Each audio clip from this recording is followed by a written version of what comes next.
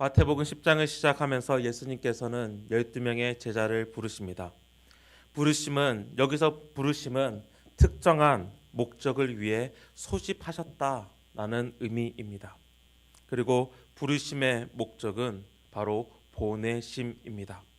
오늘 5절과 6절 말씀에서도 말씀하시는 것이 오히려 이스라엘 집에 잃어버린 양으로께로 가라라고 말씀하시면서 바로 그 부르심의 목적이 보내심에 있음을 말하고 있습니다. 예수님께서 12명의 제자를 부르신 목적은 가게 하시는 거였고, 이 가게 하심, 보내심이라는 말에서 바로 사도라는 말이 나왔습니다. 예수님은 이들로 어디로 그리고 무엇을 위해 보내시려는 걸까요? 9장 35절은 예수님께서 어디에서 그리고 어떠한 사역을 하셨는지 요약적으로 설명해 주었습니다. 예수님께서는 모든 도시와 마을로 가셨습니다. 해당에 들어가셨습니다. 그곳에서 하나님의 말씀을 가르치시며 천국 복음을 전파하셨습니다. 그리고 모든 병과 약한 것을 고쳐주셨습니다. 그래서 자신이 가르치고 전파하신 천국 복음이 막연한 선언이 아닌, 막연한 외침이 아닌 우리의 현실 깊숙이 들어온 사건임을 드러내셨습니다. 그리고 그 모든 사역을 행하시는 예수님의 마음은, 그 때의 마음은 불쌍히 여기심이었습니다. 예수님은 그들을 방황하는 양을 보는 참 목자의 눈으로, 길을 잃은 자식을 보는 참 아버지의 눈으로 그렇게 보셨던 것입니다.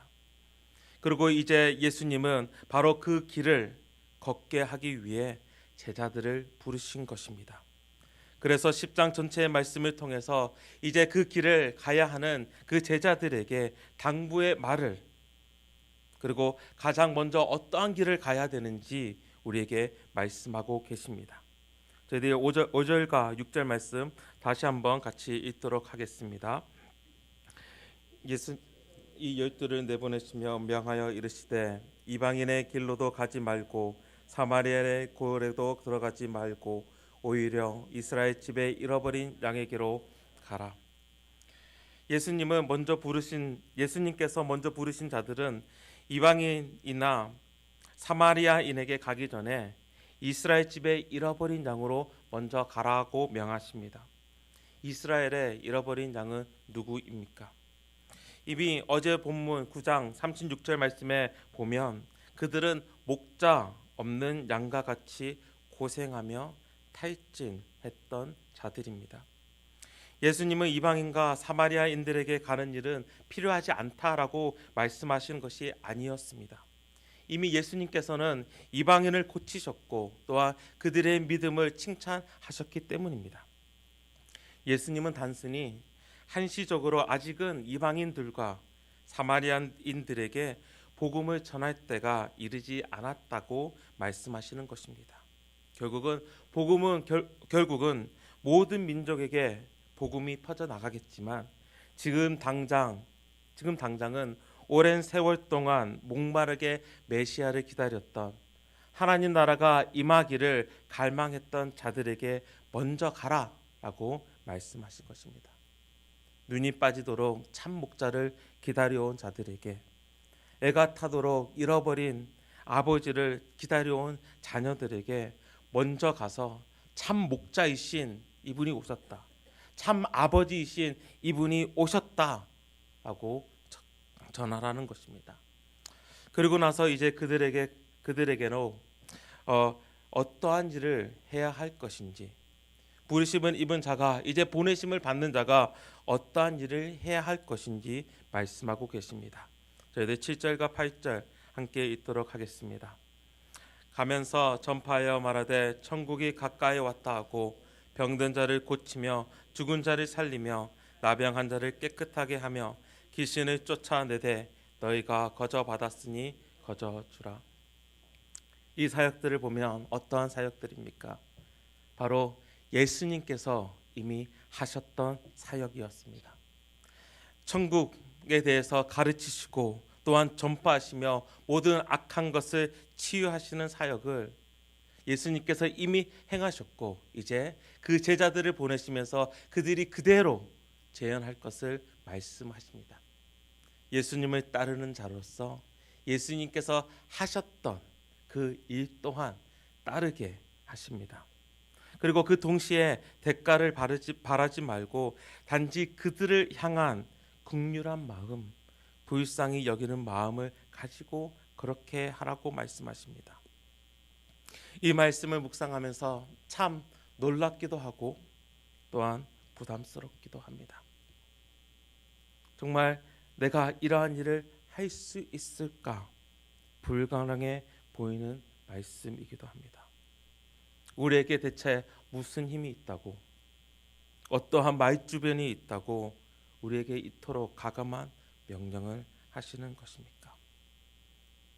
하지만 우리가 이미 알듯이, 또한 말씀을 읽는 가운데서 우리는 알듯이 예수님은 이것을 제자들의 능력으로 하라고 하신 적이 없다는 것입니다. 예수님도 제자들이 누구인지, 우리들이 어떠한 자들인지 너무나 잘 알고 계십니다. 하지만 이 일이 가능한 이유는, 우리가 이 사역을 감당할 수 있는 유일한 이유가 있다면 그 일을 할 수 있는 힘과 능력을 주시는 이가 바로 가서 하라라고 명령하시기 때문입니다. 바로 10장 1절 말씀에 이렇게 나와 있습니다. 예수께서 그의 12 제자를 부르사 더러운 귀신을 쫓아내며 모든 병과 모든 약한 것을 고치는 권능을 주시니라. 바로 예수님께서 그 권능을 우리에게 부여하셨기 때문에 우리가 이 일들을 감당할 수 있는 것입니다. 예수님께서는 권능을 우리에게 주십니다.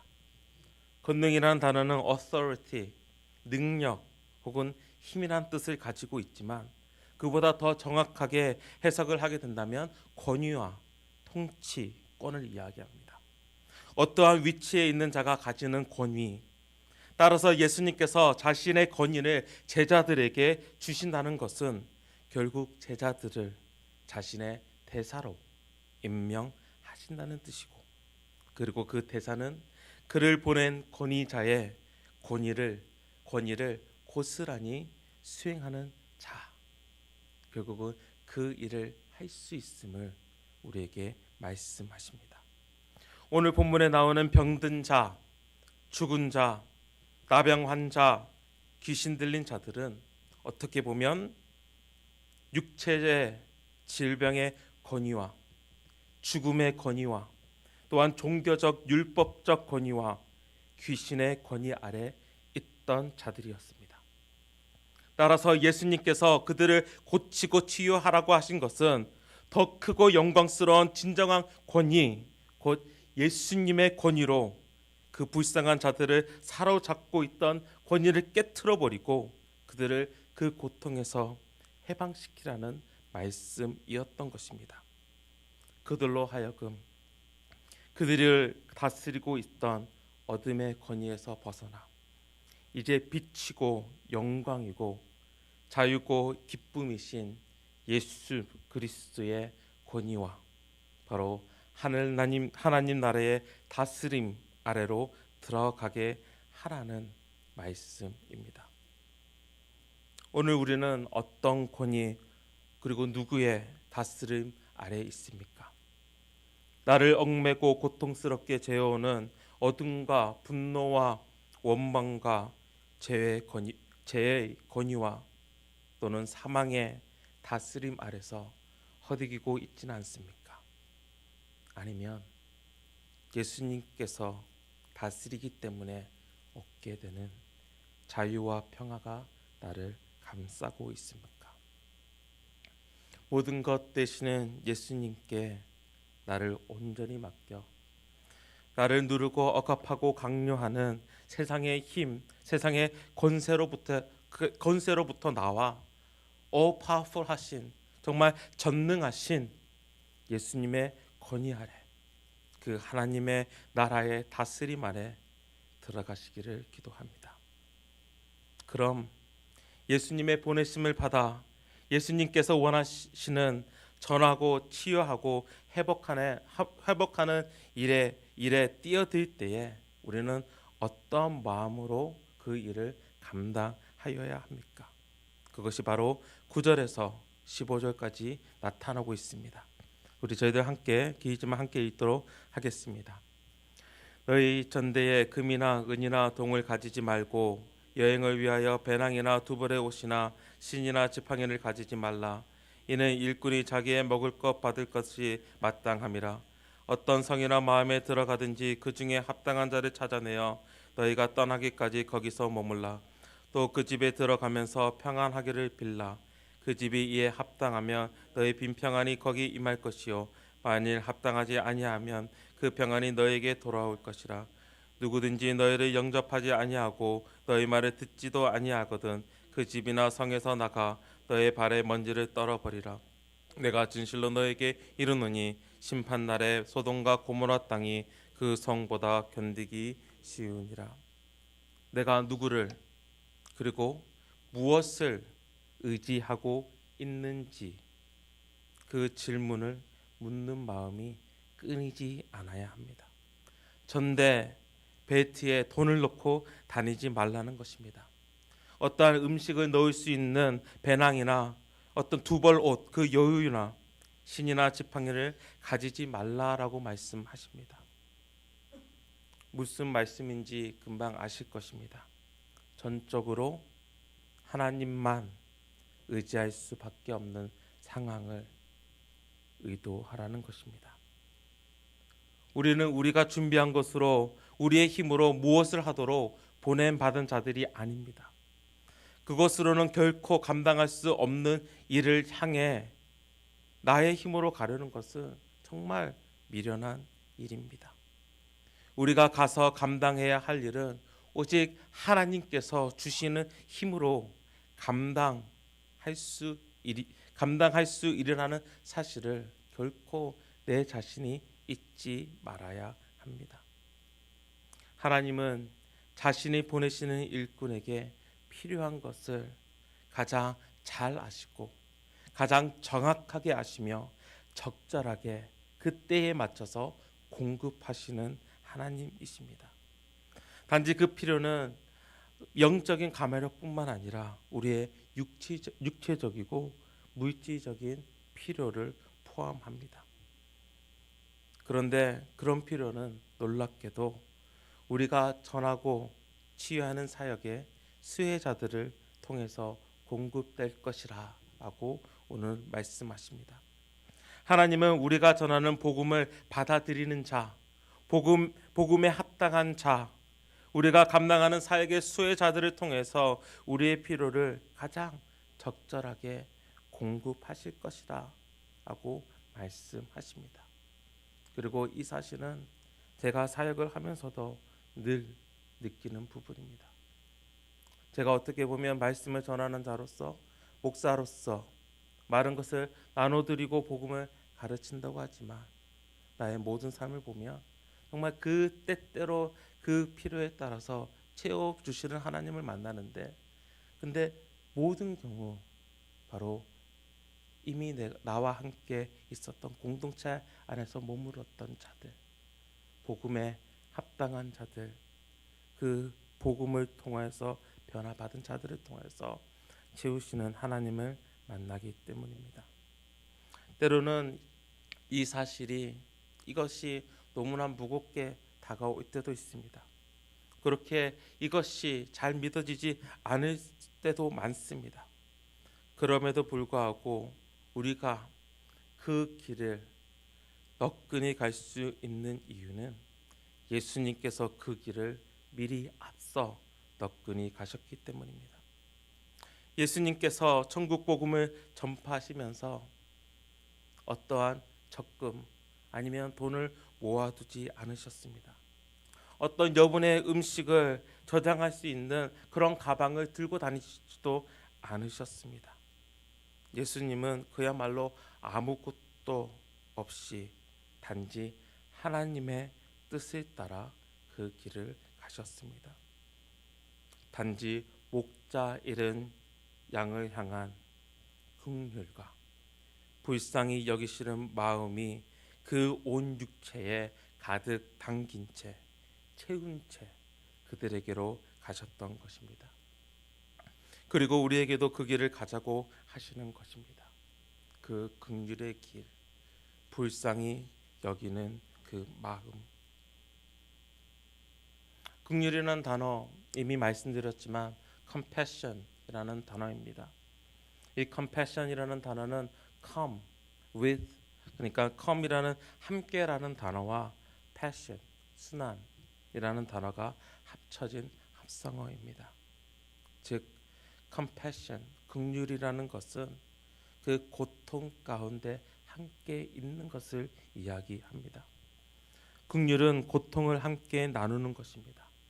고통을 함께 나누기 위해 그 사람처럼 그 긍휼을 받는, 불쌍히 여김을 받는 그 자처럼 낮아지는 것을 이야기하고, 그리고 그의 고통을 나누는 가운데서 그를 대신해서 그 고통을 당함으로써 구원을 이루는, 더 이상 그 사람이 그 고통 아래 있지 않게 하는 것이 긍휼입니다.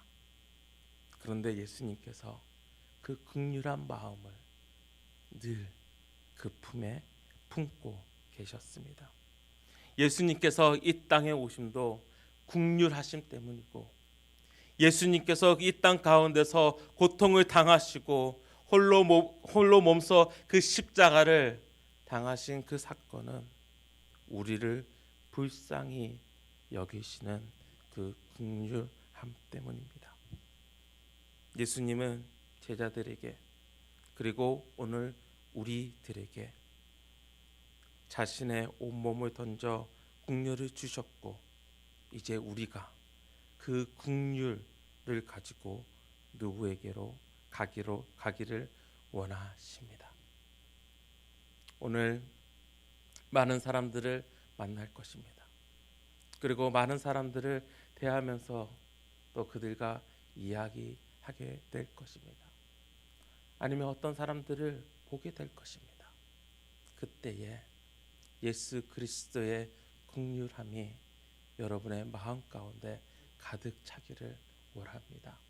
그러할 때에 오늘 제자들에게 이미 주었던 예수 그리스도의 권능, 예수 그리스도의 다스림을 나뿐만 아니라 그 긍휼함을 필요로 하는, 불쌍히 여김을 필요하는 자들에게, 그들의 삶은 세상의 힘에, 세상의 권세에, 그 억압에 눌려 있지만 내가 받은 예수 그리스도의 그 권세를 나눔으로써 그들이 빠져 있는 그 세상의 권세에서 나오게 한 뿐만 아니라 이제 나와 함께 그 예수 그리스도의 권세, 예수 그리스도의 그 권위 안에 함께 있기를 나누는 그러한 거룩한 긍휼의 삶이 되시기를 주님의 이름으로